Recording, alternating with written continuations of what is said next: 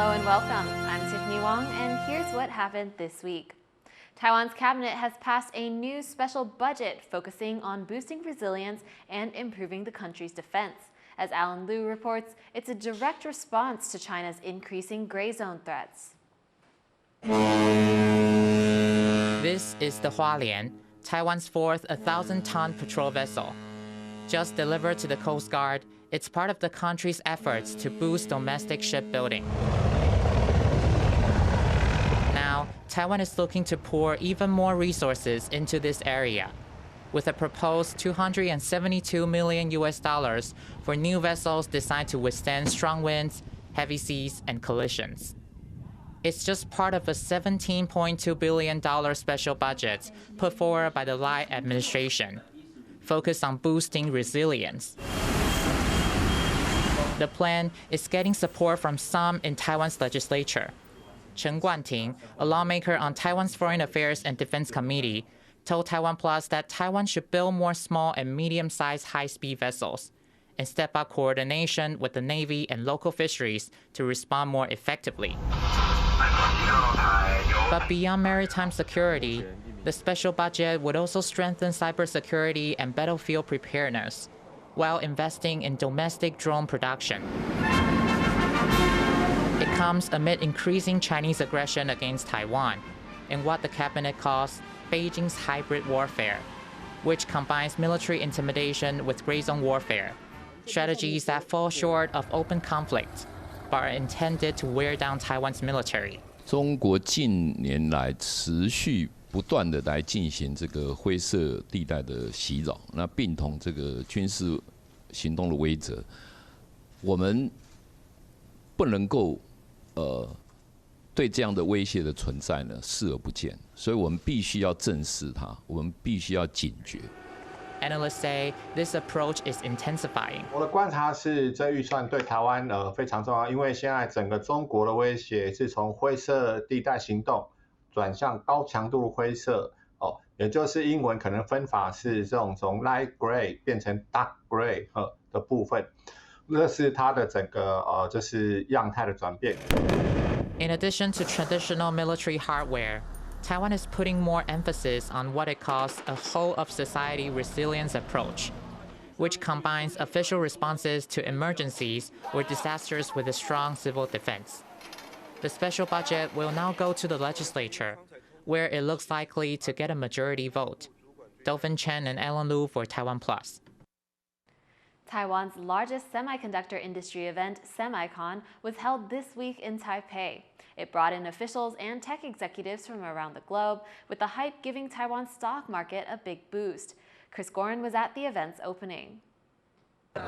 One of the biggest chip industry shows in the world, Semicon, has opened in Taipei today, and organizers say it's drawing the biggest crowds of its 30-year history. The event will see showcases from more than 1,200 companies across 56 countries, with more than 100,000 visitors expected. It follows 2 days of pre-events that seem to have hyped up the market, with Taiwan's main stock index breaching a new high this morning, led by semiconductor companies. At the opening ceremony, Taiwan's premier emphasized the show's theme of global collaboration and Taiwan as a reliable partner in the global supply chain. 全世界正面临一个关税新秩序的谈判过程，台湾速度比较慢，跟大家都有关系，因为我们还要面临一个232比较复杂的谈判过程。不过我们认为，基于台湾过去跟台美之间的合作关系，以及各位业界所展现出来在全世界的重要性，我们越被重视，我们越被会合理的一个关税的对待。While the industry group hosting Semicon downplayed geopolitical and trade tensions. Again, let's not get bogged down with the geopolitical issues. They will come, they will change, they will get settled.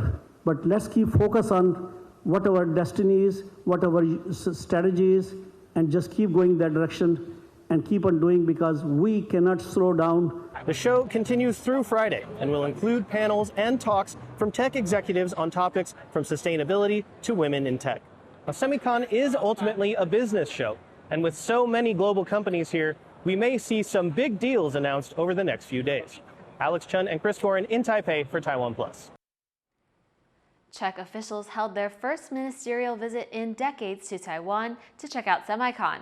Chris sat down with one such official at the show. So I am here with the Czech Deputy Minister of Science, Research and Innovation, Jana Havlíková. Thank you so much for joining us here. Oh, thank you for inviting me. So I understand this is your first Semicon in Taiwan, and also you're here with the first ministerial group to visit Taiwan in decades. So what are you hoping to get out of this trip, and what kind of partnerships are you hoping will come through?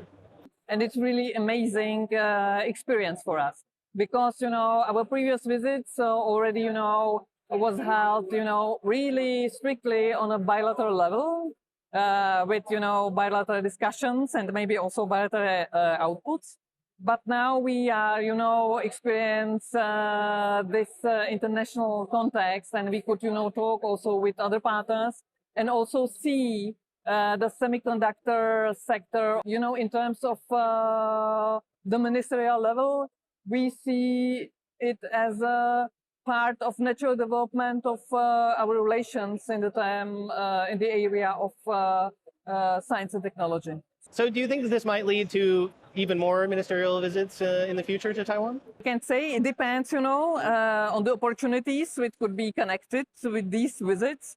But I also have to say that we are now hosting a ministerial visit from your side, because if I'm not mistaken, these days there's a festive opening ceremony of an exhibition in our National Museum, and there would be an exhibition of collections from your National Palace Museums. So last October, Taiwan and Czech partners opened the Advanced Chip Design and Research Center in Brno.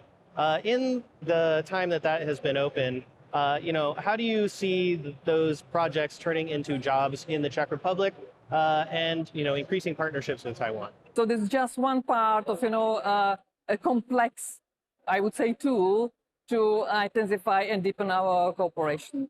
And the center in Brno is primarily focused on applied research, and its added value is for me in involvement of Taiwanese companies to the joint project with the Czech academia, so that we could just think that more people could imagine to work in the semiconductor industry, so that they have perspective.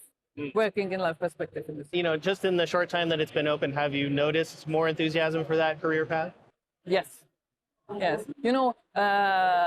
Today, this morning, I just had a meeting with the Deputy Minister at NSTC, and we've just, have the opportunity to summarize, the activities already,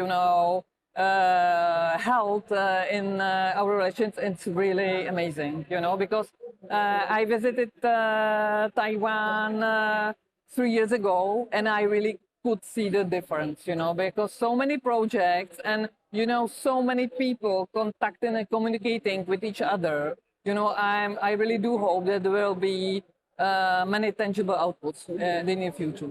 The European Chips Act has been in effect for about 2 years now. 43 billion euros of investment in the region. What is your hope for how that investment will reach the Czech Republic, but also Europe in general? We have to admit that Europe lags behind, in the technological sectors, and the European Chips Act is just one of tools how to cope with it and mitigate all these risks connected with it. Within this European Chips Act, we've just established our National Competence Center. We were, I think, maybe the first member country of the European Union to do this. If there's only one thing that you would like our viewers to know about the Czech-Taiwan tech relationship after this Semicon, what would that be? So I would say that Czech Republic is a true friend of Taiwan and a promising and a reliable partner in all these sectors. That was Czech Deputy Science Minister Jana Havlíková. September 9th was National Sports Day in Taiwan. This year, the country marked the day with the inauguration of a new ministry aimed at promoting health and exercise. Leslie Liao reports. In recent years, sports moments like these have become more common in Taiwan. Winning, winning, and more winning. Whether it's grabbing gold medals at world events or winning its first elite-level baseball championship tournament, Taiwan's sports fans have lots to celebrate. And now they have even more reason to rejoice as the country launches a new sports ministry. 今天是9月9日，全民体育日，也是国家大喜的日子，因为今天运动部正式揭牌成立。2025运动部正式成立。 The government upgraded the National Sports Administration, previously under the Education Ministry, into its own cabinet-level entity. Establishing the sports ministry was a campaign promise that President Lai Ching-te made when he ran for president in 2023. The ministry is a celebration of all things sports. Its logo is inspired by a celebration gesture that Taiwan's national baseball team captain Chen Jie-xian made after he hit a pivotal home run in the Premier 12 tournament to beat Japan in the finals. It was an iconic moment, one that memorialized Taiwan's first ever win at an elite-level international baseball tournament. But the logo also holds another meaning, as its two parts form two T's, short for Team Taiwan. At the helm is two-time Olympic gold medalist Li Yang. At just 30 years old, he is the youngest minister in Taiwan's history. 我是一名运动员，过去在球场上经历无数次挑战与成长，因此我特别能体会运动员的心声，也清楚台湾运动发展的各项挑战。 One of the ministry's main goals is to help make Taiwan's athletes more competitive. Many have high hopes for its future. 当然是希望说，它可以为我们运动员谋取更多的福利，那让我们运动员可以在无后顾之忧的情况下，可以有更好的表现。当然是希望能有更完整的对每个项目的更完整的规划跟帮助，然后希望他们也可以把选手带到更高更远的地方，这样。我觉得我们现在最大的问题就是场地的问题，希望能在建作多几个冰场，能让我们有更多的训练环境。And those hopes go beyond the country's borders. Taiwanese athletes training abroad also look to the ministry as a force to step up their game. I hope the sport ministry can help me as a fencer and help me make it to the Olympics. But the ministry is tasked with not just developing Taiwan's professional athletes. It will also encourage everyone in Taiwan to take up more exercise, something Minister Li says he'll prioritize. So whether you're young or old, competing as an athlete or para-athlete, or putting on running shoes for the first time, this ministry is here to help the country stay active. Justin Wu and Leslie Liao for TaiwanPlus. The New York Yankees have held their first ever Taiwanese Heritage Day. Fans at the baseball game against the Detroit Tigers were able to buy commemorative hats and jerseys. The Yankees often hold events during games to celebrate different cultures, but this was their first dedicated to Taiwanese-Americans. The Tigers went on to beat the Yankees 11-1. Thank you for watching Here's What Happened. You can visit the TaiwanPlus website or follow our social media for more of our stories.